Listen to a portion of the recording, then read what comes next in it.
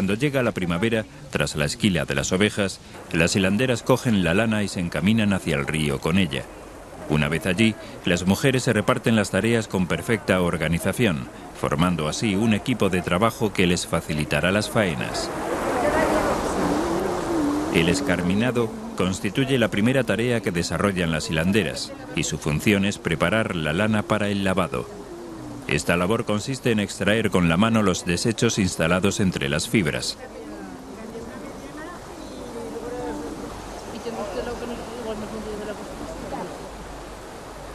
Tras el escarminado se prepara un fuego de leña, donde se instala un caldero con agua.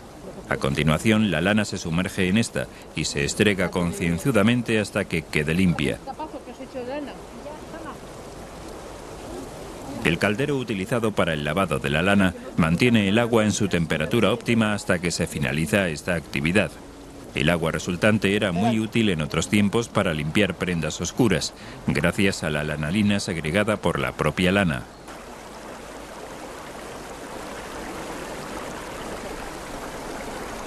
Una vez lavada, la lana tiene que ser aclarada con esmero en el río para que quede más limpia y suave, y facilitar así el trabajo de la cardadora.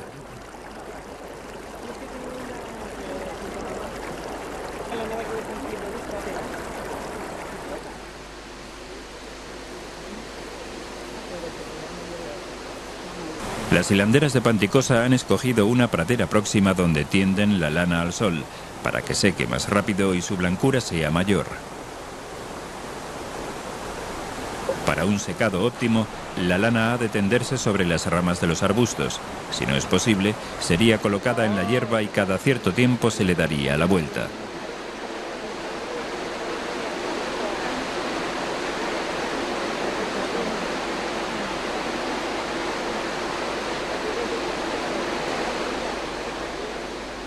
Una vez seca y recogida, la lana se transporta hasta la casa, donde tendrá lugar el resto del proceso, cuyo primer paso es el ahuecado. Yo estoy preparando la lana, ahuecándola y quitando las cosas así negras para que luego pase al cardao, porque estas cosas negras que hay es la marca que les ponen a las ovejas cuando las esquiran. Entonces esquiran la oveja, ponen un caldero con pez. Entonces cuando está caliente ponen unos hierros que hay con un mango, con la marca de cada casa para distinguir las ovejas de cada una de su casa, ¿no? Y Juan Miguel también los hombres cardaban. La lana se peina con las cardas. Cada una de ellas consiste en una tabla de madera cubierta por una gran cantidad de puntas de alambre de hierro. Parecía mejor. La lana se frota entre las cardas en direcciones contrarias, hasta que todos los nudos desaparecen.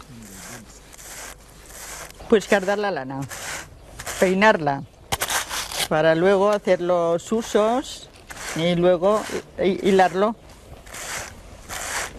Luego se hacen, cada cardada se ponen 5 así a lo largo y 2 cruzadas para formar el copo.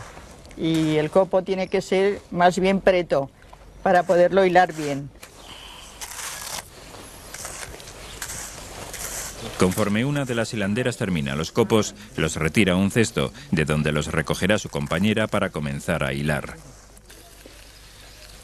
Pues estamos hilando los copos de la lana para después juntar las fusatas que estamos haciendo para hacer calcetines o cubiertas o alguna cosa.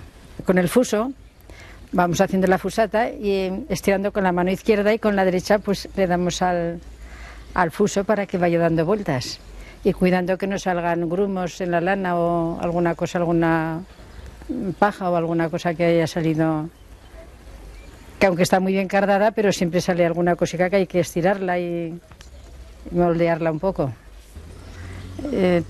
Como 5 cardadas de una forma y 2 de otra, entonces así se sujeta el copo y después lo ponemos aquí en la rueca y vamos gastándolo conforme se va usando, se va hilando.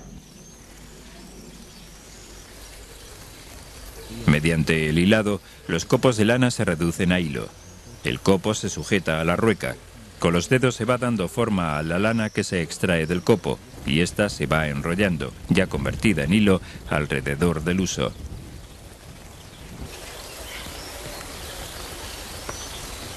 Bueno, ahora quitar una fusata y voy a poner un copo en la rueca para cambiarlo.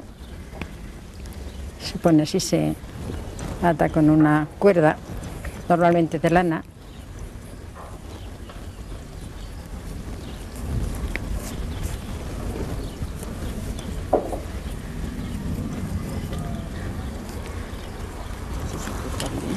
Se sujeta bien para que quede preto y ahora pues vuelvo a empezar a hacer otra fusata.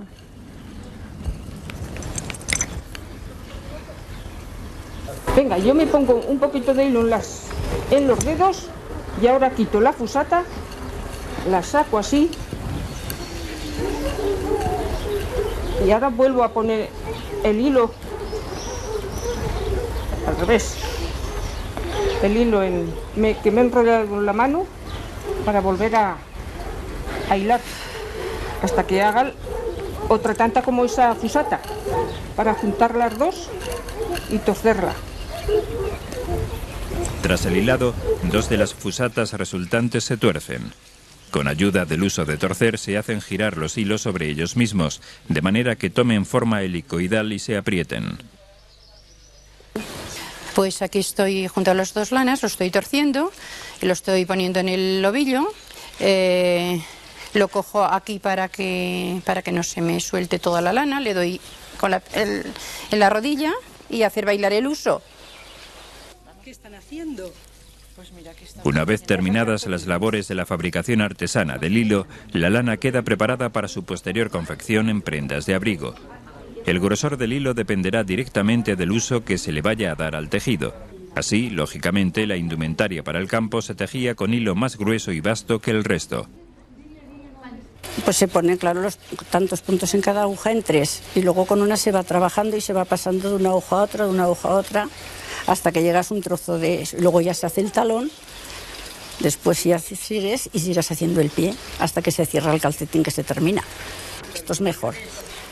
Para la circulación no se hacen saballones con el frío, los pies no se ponen malos porque las fibras no valen. Esto es lo mejor. Esta tradición artesana del hilado de la lana todavía pervive entre las mujeres del Valle de Tena, como fruto de la voluntad para mantener las tradiciones. De esta forma, las prendas confeccionadas a partir de la lana de las ovejas permiten soportar a los habitantes de Panticosa las bajas temperaturas invernales de este hermoso valle pirenaico. Soy Eugenio Monesma, director y productor del documental que acabas de ver. Si te ha gustado, te animo a que te suscribas activando las notificaciones desde la campanita y así podrás disfrutar de los cientos de documentales que ya tengo en el canal y de los que semanalmente voy a ir subiendo.